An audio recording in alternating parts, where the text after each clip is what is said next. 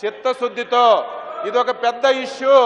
ఈ రాష్ట్రంలో సంబంధించినటువంటి 32 లక్షల మంది పడుతున్నటువంటి ఇబ్బంది.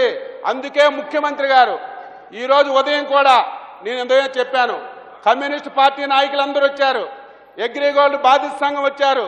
వారికి ఒకే మాట అన్నారు, కొంతమంది కావాలని బురజల్లి సిబిఐకి ఇమ్మంటున్నారు.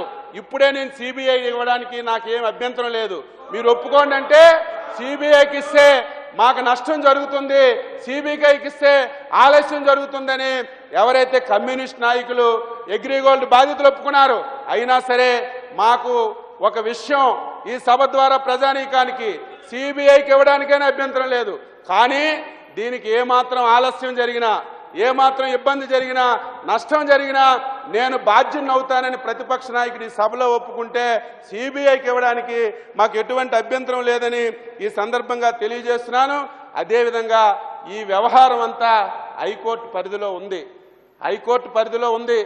ఈరోజు సిబిఐ కూడా అప్పచెప్పమని ఒక వాద్యం కూడా వేశారు. కోర్టులో ఉన్నా సరే మనం మాట్లాడకూడదు. అయినా సరే ఈ ప్రభుత్వం సిబిఐకి ఇవ్వడానికి కూడా ఇబ్బంది లేదు.